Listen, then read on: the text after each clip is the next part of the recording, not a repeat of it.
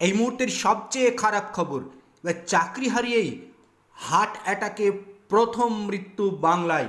নিয়োগ দুর্নীতি মামলায় সুপ্রিম কোর্টের রায়ে চাকরি হারিয়েছেন 26,000। চাল আর কাকর আলাদা করতে না পেরে পুরো ভাতটাকেই ফেলে দিয়েছে সুপ্রিম কোর্ট। তালিকায় রয়েছে মুর্শিদাবাদের প্রায় 2,500 শিক্ষক শিক্ষিকা।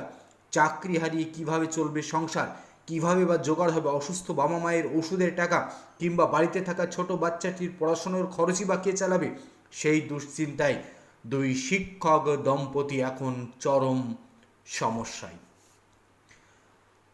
সেই রকমই একসঙ্গে চাকরি হারিয়েছেন শিক্ষক দম্পতি অর্ণব যশ ও তার স্ত্রী চন্দ্রানী দত্ত।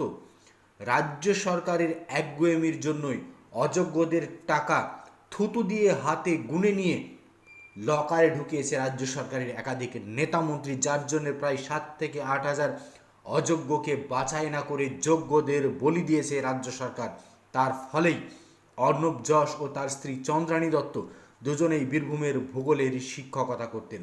খবরটা চাওর হতেই প্রতিবেশীদের মধ্যে যখন শোরগোল পড়ে যায়, তখন ছেলে বৌমার চাকরি হারানোর শোক সামলাতে না পেরেই হৃদরোগে আক্রান্ত হয়ে মারা যান অর্ণব যশের মা।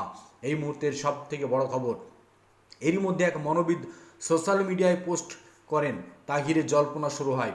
তার লেখা একটি ফেসবুক পোস্ট ঘিরে শুরু হয়েছে বিস্তর চর্চা।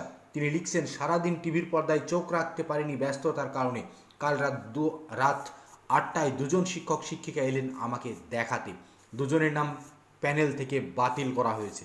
দম্পতির মানসিক অবস্থা দেখে নিজেই দ্রুত তাদের এই চরম সিদ্ধান্ত থেকে বিরত থাকার জন্য কাউন্সিলিং করলাম, এমনই বললেন মনোবিদ রঞ্জন ভট্টাচার্য।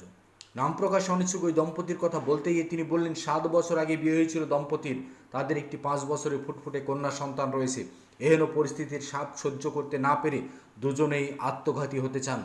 তাদের সঙ্গে কথাবার্তা বলে রঞ্জন ভট্টাচার্য জানিয়েছেন, তাদের এই চরম সিদ্ধান্তের পিছনে আর্থিক ক্ষয়ক্ষতির থেকেও বেশি কাজ করছে সামাজিক সম্মানহানি।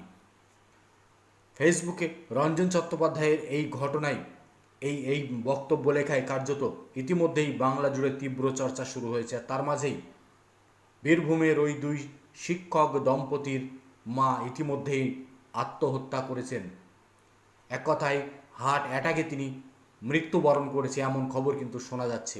মমতার বাংলায় চাকরি হারিয়ে প্রথম মৃত্যু।